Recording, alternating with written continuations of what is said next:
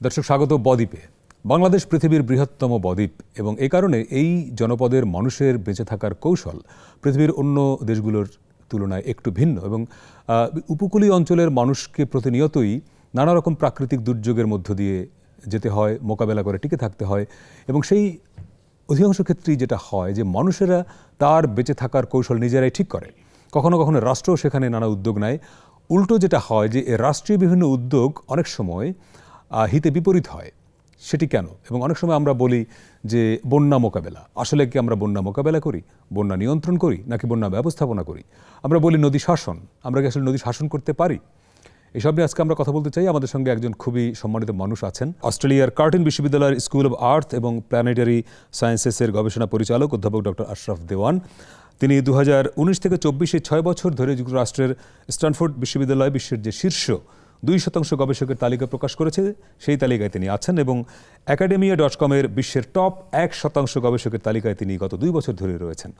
সেই সঙ্গে সম্প্রতি অস্ট্রেলিয়ার সরকার তাকে আন্তর্জাতিক প্যানেল অন ক্লাইমেট চেঞ্জ বা IPCC আমরা যেটি সংক্ষেপে বলি তার একজন বিশেষজ্ঞ হিসেবে মনোনয়ন দিয়েছে এবং তিনি বিশ্বখ্যাত পাবলিকেশনস জিওমেট্রিক এর এডিটর ইন চিফ হিসেবে দায়িত্ব পালন করছেন। স্যার, আপনাকে স্বাগত। আপনার জন্ম বেড়ে ওঠা বাংলাদেশ এবং পুরনো ঢাকায় মূলত, এবং আমরা যেটা দেখি যে ঢাকা শহর প্রায়শই গণমাধ্যমে শিরোনাম হয় যে বিশ্বের দূষিত শহরের তালিকায় শীর্ষে, এবং এখন আপনি যেই শহরে থাকেন সেটির উন্নত দেশের শহর। একটু তুলনা কি আমরা করতে পারি যে অস্ট্রেলিয়ার একটি শহরের সঙ্গে আপনার জন্ম বেড়ে ওঠা শহর ঢাকার পার্থক্যটা কতটুকু, বা আদৌ আমরা তুলনায় যাব কিনা? ওয়েল, ধন্যবাদ। আপনি তুলনায় তো যেতেই পারেন, যে কোনো কিছুর সাথে যে কোনো কিছু তুলনা করা যায়। এখন তুলনা করার মতো অবস্থায় আমরা আছি কি না সেটাও একটা বিষয়। পার্থের যে অবস্থা, ঢাকার অবস্থায় আকাশ পাতাল পার্থক্য, এবং এটা হওয়ার কথা ছিল না। আমরা ঢাকায় আজকে যা দেখছি সেটা আসলে আমি দেশে আসার পর আমি মনে করলাম এটা কি থাকার মতো কোনো শহর কিনা। বিশেষ করে প্রথম 2-3 দিন আমার যেটা হয়েছে, আমার চুল শক্ত হয়ে যেত বাড়িতে। কারণ আমি যেটা করি, আসলে আপনার ওই গাড়িতে চলাফেরা কম করি, জ্যাম থাকে তো টাইম ম্যানেজ করা যায় না। তো এইখানে যেটা হচ্ছে দূষিত শহর, সেটা ঠিকই আছে, কারণ আমরা তো আসলে আমাদের নগর ব্যবস্থাপনার যে এলিমেন্টগুলি থাকা দরকার সেই জিনিসগুলি নিয়ে আমরা কখনো ভাবি নাই। এটা ঢাকার একটা রাস্তা, তাই তো? ট্রাক, রিক্সা, ভ্যান, রাস্তা, বাজার সব কিন্তু আছে। ওভারঅল ঢাকাটা এরকমই তো। হ্যাঁ, সব যেখানে যাবেন সেরকম মোটামুটি একই রকম। এবং এখন যেটা আমি এবার এসে দেখলাম যে প্রচণ্ড পরিমাণে ডিসঅর্ডার, কেউ কোনো কিছু মানছে না, তার নিজের মতো করে সব কিছু করছে। তো যার জন্য কি হচ্ছে যে আপনার দূষণটা আসছে কোত্থেকে? এই যে আপনি রাস্তাগুলি, আপনি যদি ঢাকা শহরের বিভিন্ন রাস্তায় ঘোরাফেরা করেন, এতটাই চলাচলের অযোগ্য, এবং কেন সেটা আমি জানি না। প্রচুর ভাঙাচোরা, খানাখন্দ ভর্তি। তো আর দূষণের কথা তো বলাই ভালো, কারণ আমরা হচ্ছে কি আমাদের শহরটাকে ঠিকমতো করতে পারিনি। একটা উদাহরণ যদি আপনি দেখেন, আমাদের স্বাধীনতার 53 বছর বা জন্মের 53 বছর আমরা কিন্তু একটা ইলেকট্রনিক ট্রাফিক সিগন্যাল এখনও তৈরি করতে পারিনি। এখনো হাত দিয়ে থামাতে হয়। আমি সংসদ ভবনে গিয়েছিলাম অনেক বন্ধুর সাথে দেখা করতে, এক লোক দড়ি নিয়ে বসে থাকে গেটের মধ্যে। আমি জিজ্ঞেস করলাম কি এটা, বললো যে গাড়ি আসলে সে এটা ছেড়ে দেয়, গাড়ি না থাকলে সে এটা ধরে বসে থাকে। আমার কাছে মনে হলো যে আমরা কি আদিম যুগে আছি? এটা কি ধরনের কথা? একজন আমার বলতেছে, আরে ভাই একটা কর্মসংস্থান তো হলো। আমি বললাম এই লোকটাকে আরো ভালোভাবে ব্যবহার করা যেত। আমরা যেটা ব্যবহার করছি তার মেধাটাকে আমরা অপচয় করছি। দড়ি ধরে বসে থাকবে, এটা তার কাজ, এইটাই কাজ, সারাদিন ধরে সেটা বসে থাকবে, এটা তো হয় না। এবং রাত্রেবেলা কি করবে, সে আরেক লোক আসবে। কিন্তু আমরা যদি তার মেধাটাকে ইউজ করতে পারতাম, তাহলে হয়তো আমরা আরো ভালো কিছু পেতাম। ঢাকার ক্ষেত্রে আমি কালকেও বলেছি এক জায়গায় যে ঢাকার মতো প্রাকৃতিক ড্রেনেজ সিস্টেম, নিষ্কাশন ব্যবস্থা পৃথিবীর কোনো দেশে নাই। কিন্তু আমরা এটা টোটালটাকে শেষ করে দিছি। কারণ 70টি খাল ছিল এই শহরের ভেতরে। শুধু খাল না, আপনার যে পানিগুলি আসতো, এত পানি, সেই পানিগুলি অটোমেটিক্যালি নেমে যেত। আপনি আপনার বাবাকে জিজ্ঞেস করবেন, আমার বাবা মা কখনোই বলেন এখানে বন্যা হয়। ধরেন আমাদের নদীগুলো যারা দখল করে, অনেক ইন্ডাস্ট্রি গড়ে উঠেছে নদীর তীরে, আমরা তো ইন্ডাস্ট্রির বাস্তবতা অস্বীকার করি না, এবং নদী দূষণের কারণে, নদী দখলের কারণে তার যেটা মোটা অঙ্কের ফাইন হতে পারে, এই প্র্যাকটিসটা করতে পারেন নাই তো, যে কারণে নদীগুলো এরকম হয়। এই যে এটা তো কিন্তু একটা গাজীপুরের একটা নদী, এইটা দেখলে পৃথিবীর কোনো সভ্য দেশের লোককে আপনি যদি বলেন এইটা একটা নদী, সে কি বলবে? হ্যাঁ, মানে আপনি দেখেন পানির কালার, সাথে সাথে যে এই যে ট্যানারির বজ্র মনে হয় এটা, বা যে কোনো ওয়েস্ট ইন্ডাস্ট্রি যেভাবে ফেলছে, তার মধ্যে কমন সেন্সটাই নাই যে এই পানিটা শুধু নদীর জন্যই ক্ষতিকর না, এটা মানুষের জন্য ক্ষতিকর। আমি একটা কাজ করেছিলাম ঢাকার টাইফয়েডের উপরে, যেটা খুবই নেগলেক্টেড একটা ইস্যু আমাদের দেশে। আমরা কিন্তু টাইফয়েড নিয়ে কিন্তু অত আলোচনা হয় না, কিন্তু প্রচুর মানুষ টাইফয়েড ইনফেক্টেড হয় এখানে। এবং টাইফয়েড কিন্তু আপনাকে একটা ভালো টাকা আপনার খরচ হয়ে যায় টাইফয়েড থেকে বাঁচার জন্য, যদি চিকিৎসা করতে হয়। এবং আমরা দেখেছি নদীর পাড়ে যে সমস্ত লোকজন থাকে, বিশেষ করে নিম্ন আয়ের লোক, তাদের কারো 4 থেকে 5 বার পর্যন্ত টাইফয়েড হয় বছরে। এই যে নদী, আপনার এই নদী কি পরিমাণ সার্ভিস দিচ্ছে, আপনি যদি থাইল্যান্ডে যেয়ে থাকেন, চাও পাও রিভার, অনেক বড় নদী না, কিন্তু অনেক বড় নদী না, আমাদের চেয়েও অবশ্যই বড় না, কিন্তু তারা কিন্তু রাত্রের বেলায় একটা রিভার ক্রুজ করে, ওইটা যেমন আর্নিং সোর্স। এবং এই নদীগুলি যদি ভালো থাকে, মানুষ কিন্তু এটা রিক্রিয়েশন ফ্যাসিলিটিস হিসেবেও ব্যবহার করতে পারে। আপনি যদি পার্থের যে সোয়ান রিভার, পার্থ যেই নদীর তীরে অবস্থিত, আপনি যদি দেখেন, আপনি মনে করবেন আমি ঘুমায় থাকি। নদীর থেকে 10 কিলোমিটার 100 থেকে 200 মিটার পর্যন্ত আপনি কোনো কিছু করতে পারবেন না, কোনো স্থাপনা হবে না ওইখানে। আচ্ছা, অস্থায়ীও না, না, মানে কোনো দোকানপাটও নাই, কিচ্ছু নাই, আপনি করতেই পারবেন না, বাই ল এটা আপনি করতে পারবেন না। আচ্ছা, কখনো 500 মিটার, ওইটার মধ্যে থাকবে হচ্ছে ওয়াকওয়ে।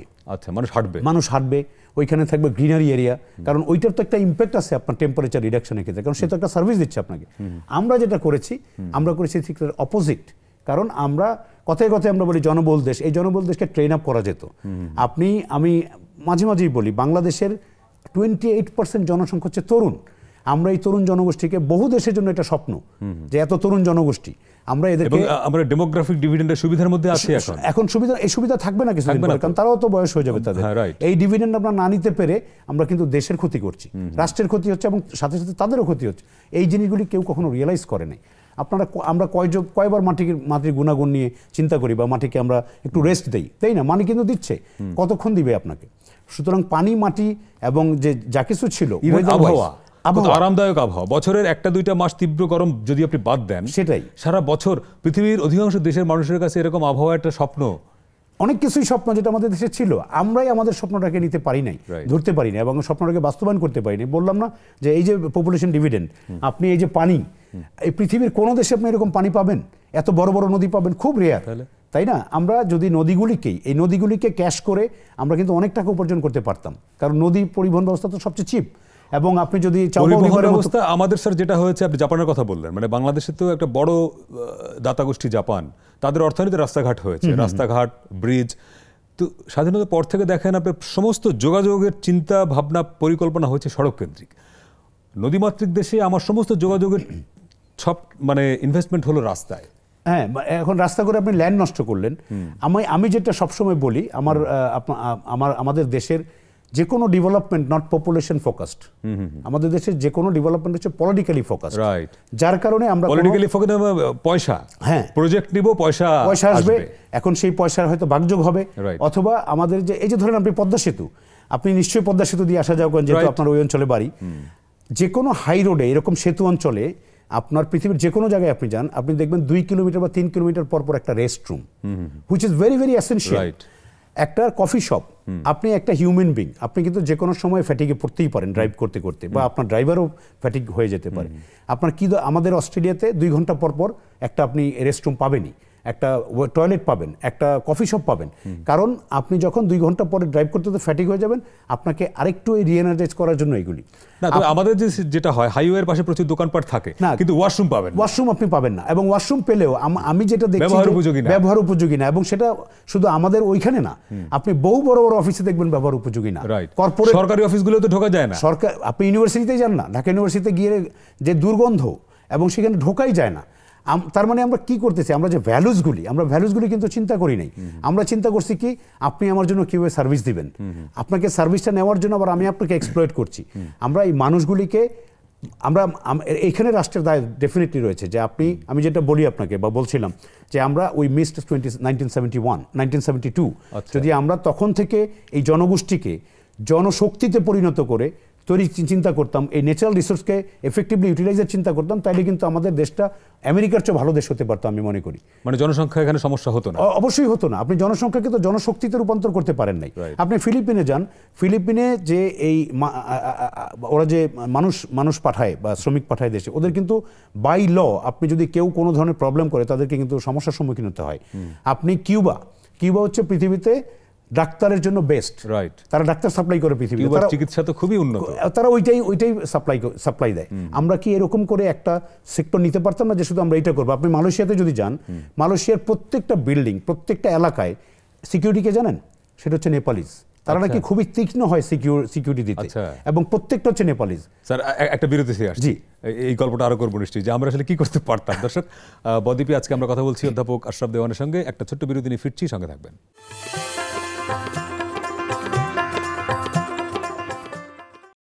দর্শক, বিরতির পরে আবারও স্বাগত বদ্বীপে। আজকে আমাদের সঙ্গে গল্প করছেন, আড্ডা দিচ্ছেন অস্ট্রেলিয়ার কার্টিন বিশ্ববিদ্যালয়ের স্কুল অব আর্থ ও প্ল্যানেটারি সায়েন্সেসের গবেষণা পরিচালক অধ্যাপক ডক্টর আশরাফ দেওয়ান। তো বিরতির আগে আপনি নেপাল, ফিলিপাইনের কথা বলছিলেন, যে নেপালিরা সারা পৃথিবীতে, বিশেষ মালয়েশিয়ায় সিকিউরিটি গার্ড পাঠায়। তো আমার দেশের 18-20 কোটি মানুষ, একটা বিরাট জনশক্তি, এবং এই মুহূর্তে আমরা ডেমোগ্রাফিক ডিভিডেন্ডের সুবিধার মধ্যে আছি যে 50% বেশি মানুষ কর্মক্ষম। এরা থাকবে না, 20 বছর পরে বিরাট অংশ বৃদ্ধ হয়ে যাবে, কিন্তু এই সুবিধাটা নিতে পারছি না আমরা। তাহলে তার মানে ট্রেনটা মিস করে ফেললাম, বা মিস করে ফেলছি।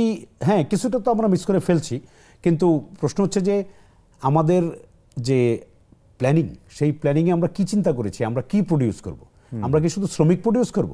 আপনি যদি সৌদি আরবে যান কখনো, তাহলে দেখবেন যে হোটেল বয়, জারুদার, সে হচ্ছে বাংলাদেশি। আর বড় বড় পজিশনগুলো, ক্লিনার, বড় বড় পজিশনগুলিতে হচ্ছে ইন্ডিয়ান সাবকন্টিনেন্টে, অন্যান্য দেশে। ইন্ডিয়া তো সারা পৃথিবীতে যে আইটি এক্সপার্ট সাপ্লাই দিচ্ছে। অস্ট্রেলিয়ার পুরো সেক্টর নিয়ন্ত্রণ করে, আইটি সেক্টর নিয়ন্ত্রণ করে ইন্ডিয়ানরা। শুধু অস্ট্রেলিয়া কেন, সারা বিশ্বেই তাই, ইভেন আমেরিকাও তো। তার মানে দেখেন, একজন লোক যিনি ওই যে মানে সিলিকন ভ্যালি যেটা তৈরি করলেন বেঙ্গালুরু, উনি একটা স্বপ্ন দেখেছিলেন, সেই স্বপ্নের ফলাফল ইন্ডিয়া পাচ্ছে কি করে? সারা বিশ্বের আইটি তারা সাপ্লাই দিচ্ছে।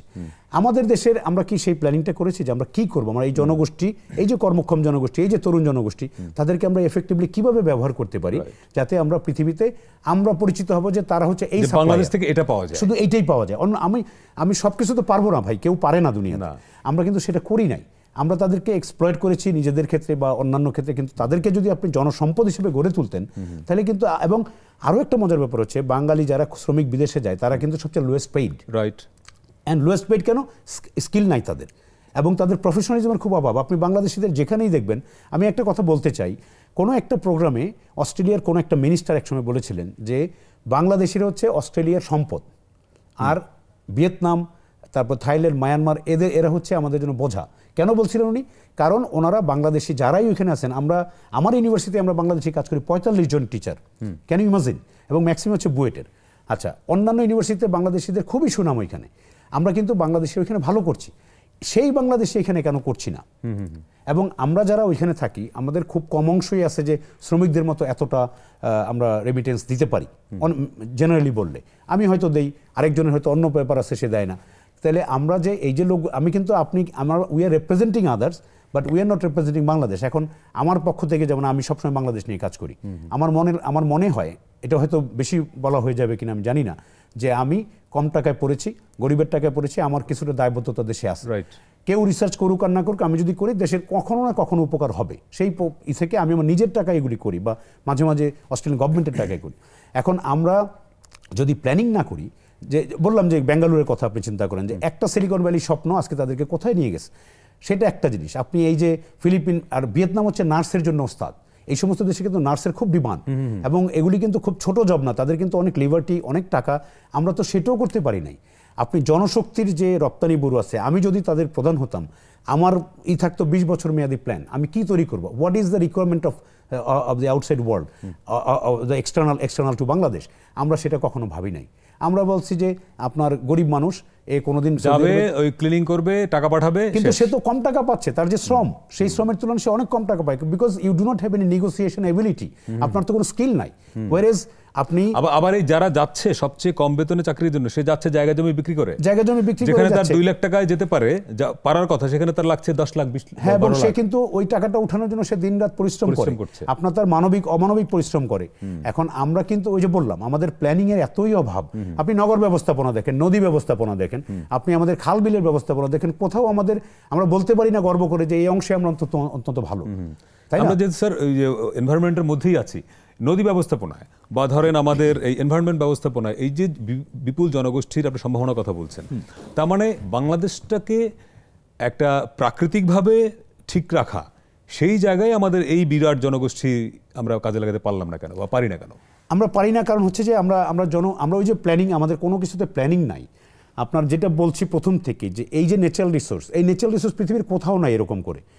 কিন্তু এই ন্যাচারাল রিসোর্সটাকে আমরা কি করছি, আমরা এই ন্যাচারাল রিসোর্সটাকে ব্যবহারই করতে পারিনি। আমরা চিন্তা করছি যে ধরেন এই ন্যাচারাল রিসোর্সকে যদি আপনি কম্বাইন করে মনুষ্য সম্পদকে আপনি একসাথে করে করতেন, আপনার অন্য কোথাও যেতে হতো না। যেমন জুট, আপনি জুটের কথাই আসেন, এখন তো খুব আলোচনা আছে যেহেতু প্লাস্টিক বন্ধ করা হচ্ছে। প্লাস্টিকের মানুষ যে কুফল সেটা তো মানুষ দেখতে পাচ্ছে, এবং প্লাস্টিকের কারণে মানে পরিবেশে তো বহুবিধ ক্ষতি হচ্ছে।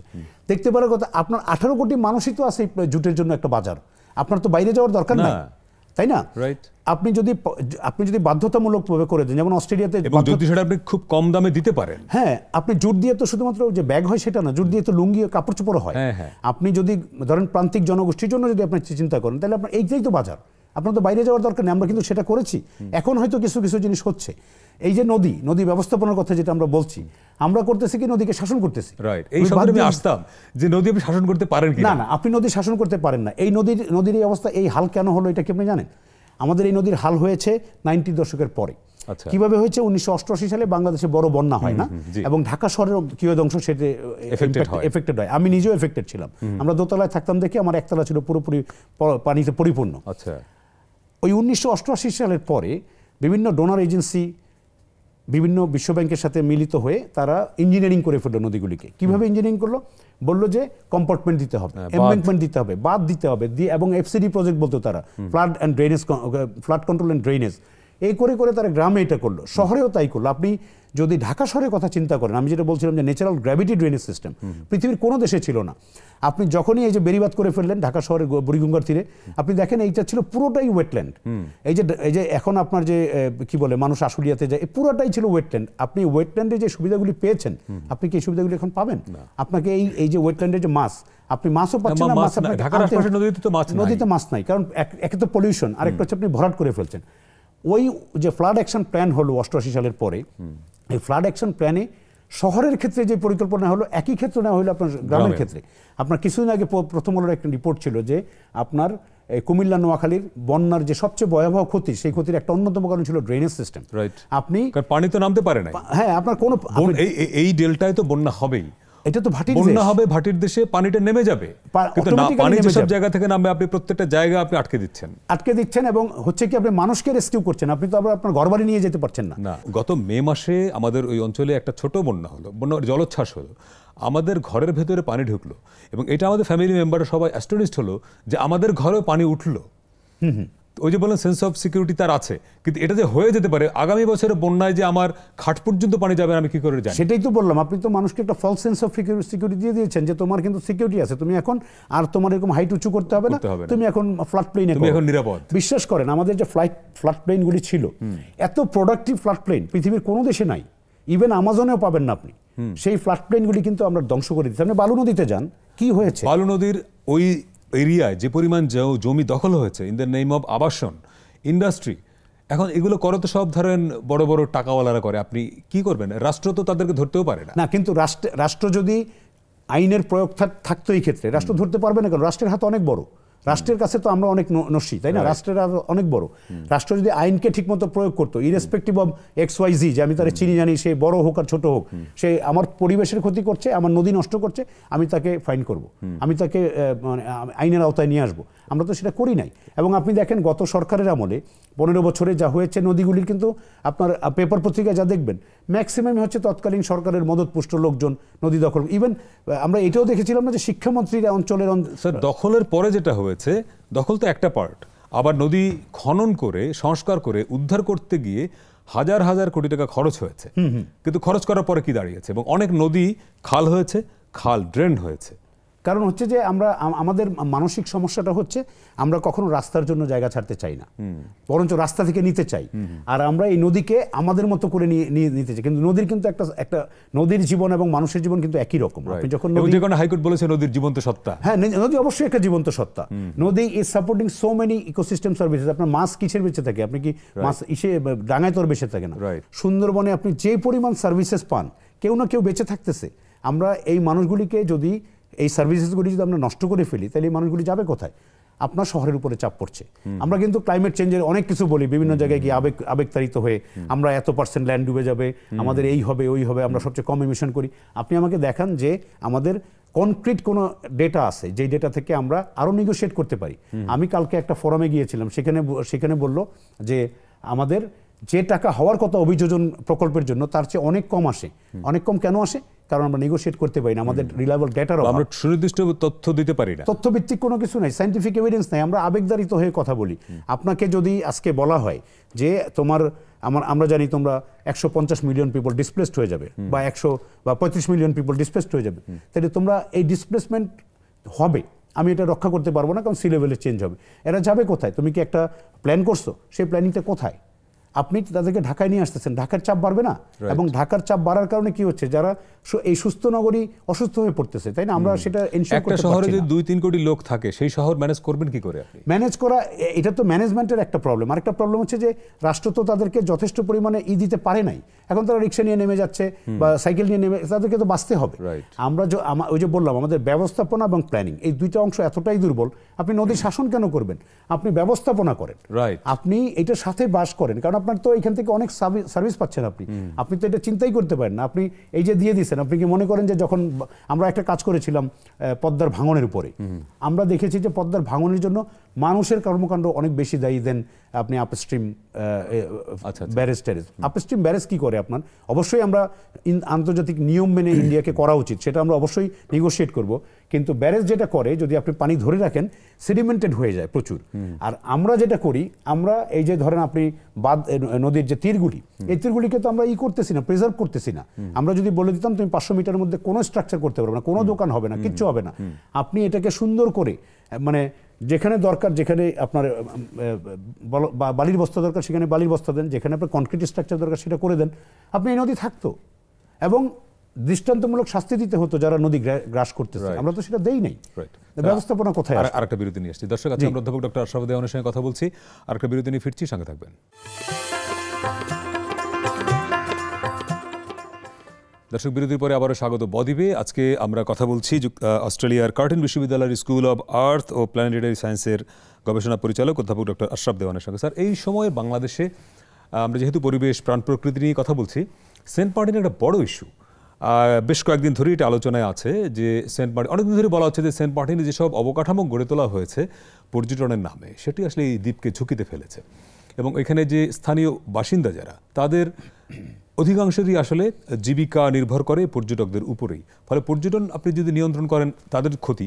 আবার পর্যটন করতে গিয়ে আপনি ওখানে আমরা যেভাবে স্ট্রাকচার করেছি, হাই রাইজ বিল্ডিং করেছি, সেটাও দ্বীপকে ঝুঁকিতে ফেলেছে। আবার পৃথিবীর সবচেয়ে বড় কোরাল আইল্যান্ড আমরা বলছি।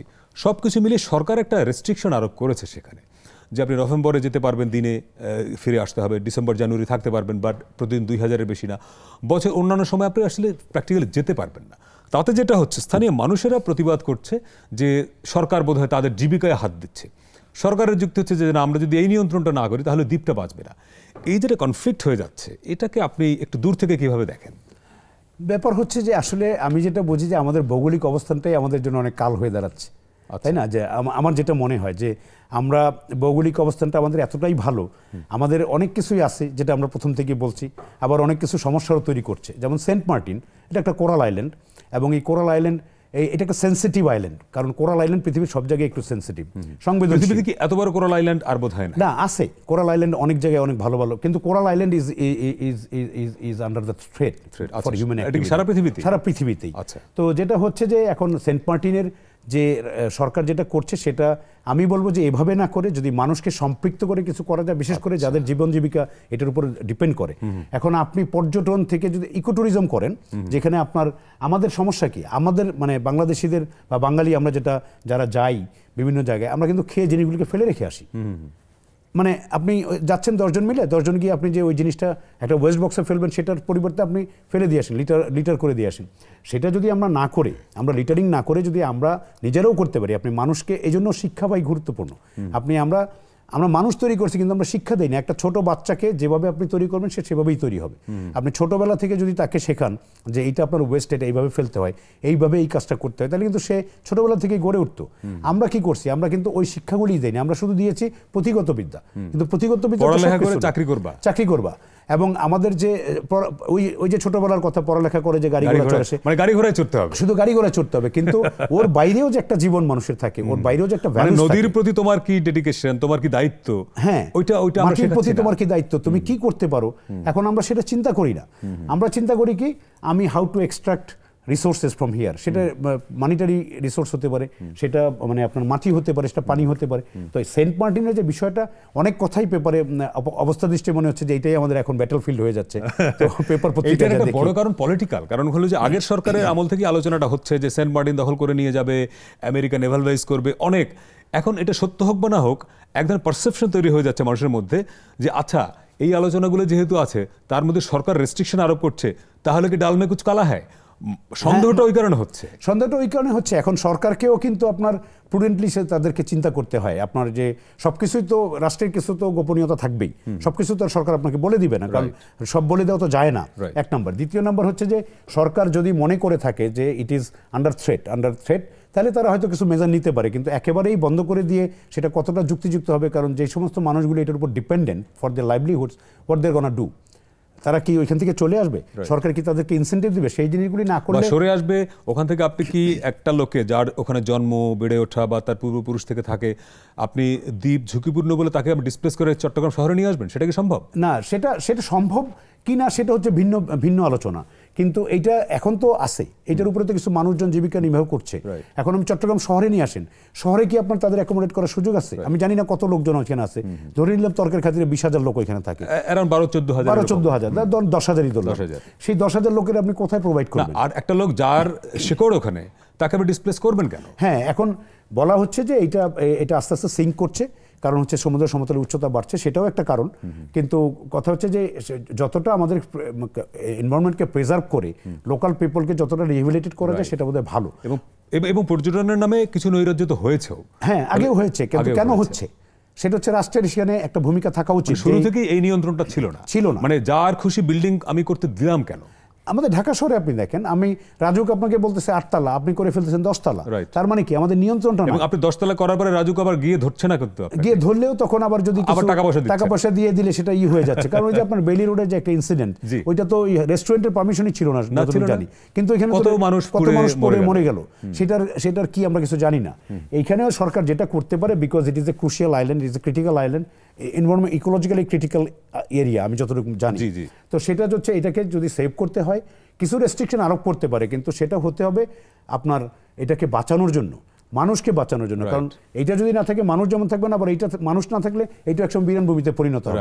মানুষের পদচারণা থাকতে হবে, সেই পদচারণাটা হতে হবে ইকোলজিক্যালি মানে সেন্সিটিভ এরিয়াকে রক্ষা করার জন্য, তাই না? এখন আমাদের দেশ শুধু সুন্দর এইটা কেন, আমাদের দেশে তো আরো অনেক দ্বীপ রয়েছে, সব দ্বীপেই তো কিছু না কিছু প্রবলেম আছে, দ্বীপ তো থাকবেই। আমরা দ্বীপগুলিকেও প্রিজার্ভ করতে পারছি না, কারণ হচ্ছে যে আমরা ওই যে প্ল্যানিং, আমাদের সবকিছুর মধ্যেই কিভাবে আমরা একটা ডিজাইন করব, কিভাবে একটা জিনিসকে তৈরি করব, সুন্দর করে রাখবো, সেটাই বোধহয় আমাদের মধ্যে একটা গলদ রয়েছে প্রথম থেকে।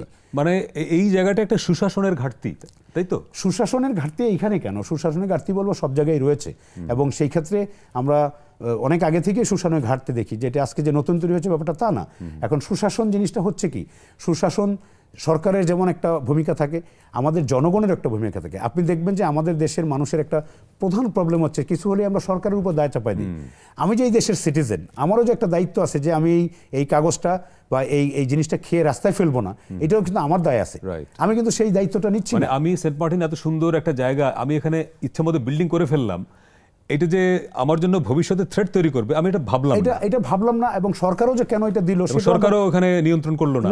অনেক নৈরাজ্য হওয়ার পরে এখন আমি গিয়ে রেস্ট্রিকশন আরোপ করছি। যখন আপনি দেখতেছেন it is under severe threat, তখন বলছি যে এখন যেতে পারবে, এটা যেতে পারবেন না। কিন্তু শুরু থেকেই ওইটা যদি আমি নিয়ন্ত্রণ করতে পারতাম, যে এখানে এইরকম বিল্ডিং করা যাবে না, এত বেশি করা যাবে না, করলেও মানে নিয়মের মধ্যে থেকে কাঠের স্ট্রাকচার হবে, শুরু থেকেই এই রেস্ট্রিকশনটা আরোপ করলে আজকে এই সংকটটা তৈরি হয় না। সবকিছুর ক্ষেত্রে কিন্তু আপনি এটা দেখবেন, যেমন ধরেন যে আপনি ঢাকা শহরের মধ্যেও যে বিল্ডিংগুলি, ঢাকা শহরের এই খালগুলি, আপনি এখন এই খালগুলিকে আপনি রিস্টোর করার চেষ্টা করছেন, which is a good initiative. But এই টাকাটা তো আপনার খরচ করতে হতো না যদি প্রথম থেকে আপনি এইগুলিকে প্রিজার্ভ করতেন। আপনার ওই যে বলে না যে আপনার আমরা হারাই গেলে বুঝি, আমাদের ক্ষেত্রে বোধহয় এটা সবচেয়ে বেশি ট্রু। কারণ আমরা হারানোর পরে আমরা চিন্তা করি এটা এরকম থাকলে ভালো হতো। কেন আপনি খেয়ালগুলি যদি প্রথম থেকে রেস্ট্রিক্ট, আপনি একটা গল্প বলি আপনাকে। আমি একবার এই তুরাগ নদীর সার্ভেতে গেছিলাম। পৃথিবীর বোধহয় সবচেয়ে দূষিত নদী, পৃথিবীর সবচেয়ে দূষিত সার্ভেতে গেছিলাম। মানে হচ্ছে যে সেটা হচ্ছে যে আমরা ম্যাপে দেখি একরকম তার উইথ মানে তার প্রস্থ বা তার লেন্থ, আবার CSRS পর্চা যেগুলি আছে সেগুলিতে আরেক রকম। হ্যাঁ, খুবই ইন্টারেস্টিং ব্যাপার হচ্ছে ওইখানে আমি বলছি আপনার 2005-06 ঘটনা। আচ্ছা, তখন ওইখানে ছিল 5-6 বা 7-8 ঘটনা, আমি ঠিক এক্স্যাক্টলি মনে নাই। আমি আমার ছেলে মেরে নিয়ে গেছি যে আমি এটা করবই। BIW মানে ওয়াটার ডেভেলপমেন্ট বোর্ডের যে ম্যাপ সেইখানে এটা ছোট, CSRS পর্চা বা সিটি পর্চা সেখানে এটা বড়। আচ্ছা আচ্ছা, কি হইলো, আমি গিয়ে ওইখানকার লোকজনের সাথে কথা বললাম, আমাদের তো ইনস্ট্রুমেন্ট আছে সার্ভে করার, সেটা দিয়ে করলাম। হঠাৎ করে আমাদের উপর মোটামুটি তৎকালীন সময়ের লোকজন চড়াও হয়ে বসলো, এখানে আপনারা কি করছেন? স্থানীয়রা। আচ্ছা, স্থানীয় বলতে যারা ওই যে আবাসন প্রকল্পের যারা, আপনারা কি করছেন? এটা তো তাদের জন্য একটা সেন্সিটিভিটি, তারা চিন্তা করতেছে যে আমাদের মধ্যে সব চলে যাবে। আমি দেখলাম যে ডেলিভারেটলি কোনো একটা গোষ্ঠী, আমি জানি না কারা, ডেলিভারেটলি ওইখানে আপনার যেখানে নদীটা থাকার কথা পর্চায় বা রেকর্ডে, সেই রেকর্ড থেকে তারা 2 থেকে ধরেন যে 200 থেকে 300 মিটার ভিতরে চলে গেছে। অর্থাৎ নদীটাকে তারা ডিমার্কেশন করছে এমনভাবে যে ওই 200-300 কিলোমিটার নদীর জায়গাটা তার জায়গা বা মানে এটা সরকারি জায়গা না বা এটা প্রাইভেট জায়গা। তাহলে আপনি দেখেন গলতটা কোথায়, যে এই সার্ভেটা করেছে ওয়াটার ডেভেলপমেন্ট বোর্ডের হয়ে বা BIWT এর হয়ে, আমি জানি না কার, যারা করেছে তারাও কিন্তু একটা মানে ঠিকমতো করেনি অথবা করেছে নেগোসিয়েশন ছিল, আমরা যেটা জানি না। আবার CSRS পর্যায়ে তো রেকর্ড ছিল, মানে যখন এই রেকর্ডটা আসছে তখন আমরা দেখলাম যে আমরা we were under severe threat যে আমাদেরকে এখান থেকে চলে যেতে হবে, এবং আমরা চলে আসছি, বাধ্য হয়ে চলে আসছি, কারণ মানে এই হবে এক ধরনের মব হয়ে যাচ্ছে, এক ধরনের মব হয়ে যায়। মবটা আসলে সাধারণ মানুষের না, ভেস্টেড ইন্টারেস্টেড গ্রুপ। তার মানে কি, যদি এইটা হয় আমাদের দেশে অন্যান্য নদীর যে সার্ভে আছে সেগুলি তো এরকম থাকতে পারে, একই হতে পারে। তাহলে আপনি নদী মারছে কারা? বাইরের মানুষ কেউ কিন্তু আসছে না, মারছি আমরা। আপনি অস্ট্রেলিয়া থেকে এখানে এসে কেউ নদী দখল করছে না। আমি যখন প্রথম অস্ট্রেলিয়া থেকে আসলাম, মানে এইবার আমি দেখলাম যে মানে ঢাকা শহরের মধ্যে একটা ডিসঅর্ডার চলছে। এই যে বড় বড় বিল্ডিং, আপনি এই যে বড় বড় বিল্ডিং হওয়াতে কি হয়, আপনার সূর্যের আলোটা ঠিকমতো পৌঁছায় না, যতটুকু পৌঁছায় সেটা সে আর যেতে পারে না, আপনার ট্র্যাপ হয়ে যায়। বিল্ডিং ম্যাটেরিয়ালস তো আছেই। আমি মনে মনে ভাবলাম যে ইভেন আমার ঢাকা বিশ্ববিদ্যালয়, যেখানে আমি 25 বছর কাটিয়েছি আমার জীবনের, সেই ঢাকা বিশ্ববিদ্যালয় খালি বিল্ডিং আর বিল্ডিং। একসময় আমরা যখন স্টুডেন্ট ছিলাম তখন চতুর্পাশ কত খোলা ছিল, আমরা অনেক মানে গ্রিনারি ছিল। এখন আপনার ওইগুলিকে আমরা চিন্তাই আনি না। এই যে নদী আপনাকে আমরা ধরে নিয়েছি বড় বড় বিল্ডিং করতে পারলেই হয়। হ্যাঁ, বড় বড় বিল্ডিংই হচ্ছে আমার মানে ডেভেলপমেন্টের আইকন। মানে কিন্তু এই বড় বড় বিল্ডিংই একসময় যে আপনার জন্য গলার কাটা হয়ে যাবে সেটা কিন্তু আমরা কেউ চিন্তা করি না। সেন্ট মার্টিনে যা হচ্ছে, আপনি অনেক বিল্ডিং করলেন, অনেক লোককে আপনি পর্যটনের সুবিধা দিবেন, এখন আপনি বলছেন যে এটাই আমার জন্য। না, it is too late to understand. এটা যদি আপনার প্রথম থেকেই আপনার মাস্টার প্ল্যান থাকতো যে আমি এই 3টা বিল্ডিং করবো, এটার হাইট হবে এতটুকু, এর বেশি হবে না, এবং এইখানে আমি কিছু ইকো পার্ক করবো, আমরা তো সেটা করি না। এবং আমি রিসোর্ট করবো, সেটা কাঠ হবে, টিন দিয়ে হবে, আমি মানে যেটা গাজীপুরে অনেক জায়গায় দেখা যায়, অনেক জায়গায় সেরকম করেও হতে পারত। এখন আমরা হচ্ছে যে অনেকটা মাছের মায়ের পুত্র শোক, আমরা যখন হারাই ফেলি তখন আমরা চিন্তা করি। এখন আপনি অনেক রেস্ট্রিকশন ইম্পোজ করছেন, এই রেস্ট্রিকশন ইম্পোজ করে মানুষ মানবে কিনা সেটাও একটা ব্যাপার। শুধু এইটা অলরেডি শুরু হয়েছে, মানুষের সঙ্গে, স্থানীয় মানুষের সঙ্গে সরকারের এক ধরনের কনফ্লিক্টিং অবস্থা তৈরি হয়ে যাচ্ছে। স্যার, আরেকটা বিরতি নিয়ে আসছি। দর্শক, আরেকটা ছোট বিরতির সময় ফিরছি, একটু পরেই সঙ্গে থাকবেন।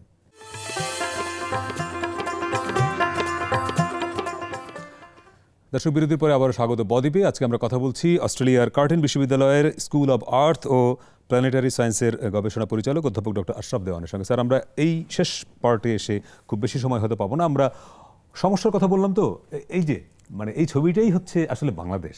যদি বলি এত সুন্দর দেশ, মানে এমন দেশটি কোথাও খুঁজে পাবে না গো তুমি, তাই তো? তাহলে সমস্যার অন্তত নাই। মানুষ একটা বড় সমস্যা হয়তো, যে 15-18-20 কোটি মানুষ থাকে, বিশৃঙ্খল। আপনি বললেন যে আবার ঢাকা এসে আপনি দেখলেন যে কেউ অর্ডার মানছে না।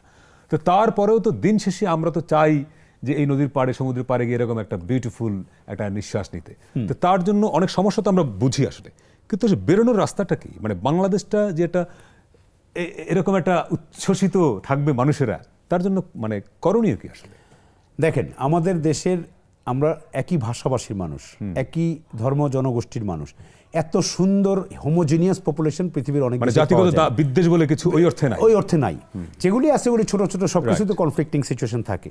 এরকম একটা সমজাতীয় জনগোষ্ঠী, একই ভাষার, একই কৃষ্টি কালচার সবকিছুই আমরা করি, এবং আতিথেয়তা যদি বলেন মানুষের মধ্যে একে অপরের সাথে মিলেমিশে, আমি যদি আজকে কিছু হয় আপনি কিন্তু ছুটে আসবেন, আমিও তাই করি। আমরা এই জনগোষ্ঠীকে সবচেয়ে বড় হচ্ছে প্ল্যানিং করা, যে আমি এই ক্ষেত্রে একটা কথা বলি, আমি যখন পিএইচডি শেষ করি তখন আমার সুপারভাইজারকে বললাম আমি পিএইচডি শেষ করছি, আমি কালকে দেশে চলে যাবো, আমার ঢাকা বিশ্ববিদ্যালয়ের চাকরি, আমি আমার দেশকে সার্ভ করব। সে বললো যে হ্যাঁ সেটা তো ঠিকই আছে, তুমি যাবা, কিন্তু তুমি কি চিন্তা করছো ভবিষ্যতে কি করবা? আমি বললাম যে না, আমি চিন্তার করার কিছু নাই, আমার পিএইচডি দরকার ছিল, পিএইচডি হয়ে গেছে। আমাকে সে ডেকে বললো বসো, আমি দুইটা কথা বলে দিই, মনে রাখবা। প্রথম কথা হচ্ছে যে পিএইচডি হচ্ছে একটা ইন্ডিপেন্ডেন্ট পাসপোর্ট। তুমি এখন নিজে একটা পাসপোর্ট পেয়েছো ইন্ডিপেন্ডেন্ট রিসার্চ করার জন্য, তুমি নিজে থেকে এখন রিসার্চ করতে পারবা যে তুমি ডক্টরেট ডিগ্রিধারী। দ্বিতীয়ত হচ্ছে তুমি কোথায় দেখতে চাও তোমাকে আগামী 10 বছরে, তুমি কি এখানে যেখানে আসো সেখানেই থাকতে চাও নাকি এইখানে দেখতে চাও, এই ডিসিশনটা তোমাকে নিতে হবে। আমার কথাটা খুবই স্ট্রাইক করলো, কথাটা তো ঠিক, আমি যেটা চিন্তা করেছি সেটা তো না। আমাদের দেশের ক্ষেত্রে এই জিনিসটা দরকার, যে আমরা আমাদেরকে কোথায় দেখতে চাই। ওই যে বললাম, আবার যদি ফিরে আসি যে কিউবার কথায় যে ডাক্তার সাপ্লাই করে, আবার যদি ফিরে আসি ভিয়েতনাম নার্স সাপ্লাই করে, আবার যদি ফিরে আসি আপনার এই যে নেপালের কথায়, আমাদের সামনেই উদাহরণ আইটি ইন্ডিয়ানরা যেটা করছে। আমাদের তারা করছে কিভাবে? তাদের প্ল্যানিং দিয়ে। একজন মানুষের স্বপ্ন সারা বিশ্ব নিয়ন্ত্রণ করছে আইটি সেক্টরে, তাই না? এবং মার্ক জাকারবার্গের মতো লোক, আপনার এলন মাস্কের মতো লোক ওইখানে আসে। আমাদের দেশে কি ওরা আসে? আমরা যদি এই সাপ্লাইটা দিতে পারতাম সেটা আসতো। আমাদের প্ল্যানিংটা করে, আমাদের মানুষের মধ্যে কোনো সমস্যা নাই। মানুষকে ধরেন আপনি যেভাবে, আপনি একটা বাচ্চাকে যেভাবে তৈরি করবেন সেভাবেই সে তৈরি হবে। আমরা সেই সুযোগটাই মিস করি। এবং বাংলাদেশের মানুষ সম্পর্কে যেটা বলা হয় যে কিছু ব্যতিক্রম বাদ দিলে বাংলাদেশের মানুষ আসলে মানসিকতায় ভালো। 5ই আগস্ট থেকে 8ই আগস্ট সরকার গঠন করার পর্যন্ত 3টা দিন সরকার ছিল না, আইনশৃঙ্খলা বাহিনী নাই, 5 লক্ষ লোক মরে যাওয়ার কথা ছিল, হ্যাঁ, কোনো কিল হয়েছে না। তার মানে কি অ্যাপারেন্টলি বাংলাদেশের মানুষ তো ভালো না? ডেফিনেটলি ভালো, আমি সেটাই বলছি। এই মানুষগুলিকে যদি আমরা প্রপারলি ইউটিলাইজ করতে পারতাম, আমাদের আমি এটা স্বপ্ন দেখতাম একসময় যে এইখানে অন্য দেশের মানুষ এসে আমাদের জন্য, আপনি দেখেন মালয়েশিয়ার লোকজন একসময় আমাদের দেশে কাজ করতে আসতো, আমাদের দেশে পড়তে আসতো। আমি ছোটবেলায় দেখছি তারা ফুটবল খেলতে আসতো এখানে কাজের জন্য। আজকে সিচুয়েশনটা আমরা রিভার্স করছি কেন? একমাত্র ব্যক্তি সেটা মাহাথির মোহাম্মদ, তাই না? আমরা তো তার উদাহরণ জানি। আমরা এইরকম একজন লিডার যদি পেতাম বা পাই, তাহলে আমাদের দেশের টোটালি চেঞ্জ করে দেওয়া সম্ভব। এই মানুষ খারাপ মানুষ না, শুধু তারা গাইডেন্সের অভাব, তাদের লিডারশিপের অভাব। তারা যদি একটা ভালো লিডার পেত। এবং আপনি কি বলবেন যে স্বপ্নের অভাব? স্বপ্ন দেখানোর মতো লোক আছে, কিন্তু বাস্তবায়ন করতে গিয়ে তারা যে প্রবলেমগুলি ফেস করে, এই প্রবলেমগুলি ওভারকাম করা যায় না আমাদের কিছু সিস্টেমের কারণে। এই সিস্টেমগুলি যদি আমাদের আরো সিম্পলিফাইড করা যেত, আপনি দেখেন আমাদের দেশের মানুষের অনেক অর্জন আছে সারা পৃথিবীতে। আপনি যেটা বললাম ঢাকা, অস্ট্রেলিয়ার কথা, অস্ট্রেলিয়াতে বাংলাদেশিদের খুবই সুনাম। আমি তো একই মানুষ, ঢাকায় এসে আমি তো ডিফারেন্ট হয়ে যাই কেন? কারণ আমার সিস্টেম। আমি সবসময় বলি, আপনি যদি আমার প্রফেসর বলতো যে আমরা যদি মরেও যাই, জাপানের মতোই চলবে, কারণ আমরা we developed a system, that system runs us. আমরা সেই সিস্টেম আমার দরকার, আমরা সবকিছু অ্যাডক বেসিসে করি। কিভাবে অ্যাডক বেসিসে? মানে এখন একটা সমস্যা এসেছে, জ্বর হয়েছে, তুমি প্যারাসিটামল খাও, চলে যাবে, কিন্তু এইটার যে ইনহারেন্ট কিছু প্রবলেম থাকতে পারে সেটা আমরা চিন্তা করি না। সেই জন্য আপনার দরকার প্রাতিষ্ঠানিকতা। আমি বলবো এই জন্য এই যে কথা হচ্ছে এখন অনেক শব্দ, একই শব্দ, মানে সংস্কার। হ্যাঁ, সংস্কারটা কোথা থেকে হবে আসলে? আপনি যদি আজকে আপনি এখানে কি বলবেন, কথার কথা আপনার মাথার মধ্যে আছে। এখন আপনার অর্গানাইজেশন বলে দিচ্ছে তুমি এই জিনিসগুলি এখানে করতে পারবে, একটা গাইডলাইন দিচ্ছে।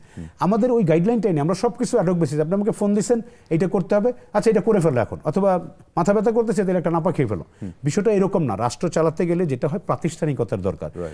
আমি যেটা বলছিলাম হাইকোর্টের কথা, হাইকোর্ট অবশ্যই সম্মানীয়, হাইকোর্ট আমাদেরকে গাইডলাইন দিবে, আমরা ওনাদের কথা করবো, কিন্তু রাষ্ট্র কিন্তু তাদের কথা মানতে হবে।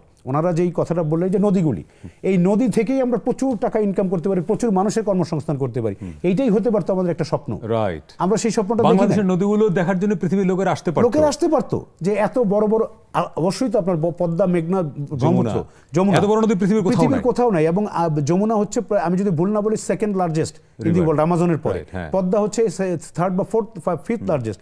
আমরা এত বড় বড় নদী, এই নদীতে বিভিন্ন ধরনের রিক্রিয়েশনাল অ্যাক্টিভিটিস করা যেত, বিভিন্ন ধরনের কিছু। আপনি ইলিশ উৎসব আসতে পারতো মানুষ দেখার জন্য, পারতো না? আপনি এই যে জাপানের হোক্কাইডোতে অক্টোবর মাসে তারা স্নো আইস উৎসব করে, হাজার হাজার মানুষ পৃথিবীর বিভিন্ন দেশ থেকে যায়। আমাদের অনেক কিছু ছিল, আমরা সেটা পারি নাই। রাষ্ট্রের যে প্ল্যানিং যেটা হতে পারে, আমরা কি করব আগামী 10 বছরে, আমি ওই কথায় আসি, কোথায় দেখতে চাই। এটার জন্য যেটা হচ্ছে একটা ভালো লিডার, যে লিডারের আন্ডারে মানুষ একত্র হয়ে কাজগুলি করবে। আপনি যত মানুষের সাথে কথা বলবেন বাংলাদেশের মানুষের মধ্যে দেশপ্রেম আছে, কিন্তু সেটা সুপ্ত। সেটা তারা সে কিভাবে কাজে লাগবে এটা সে বোঝে এটা না, সে জানে না, জানে তাকে না। সেই গাইডলাইনটাই নাই তার।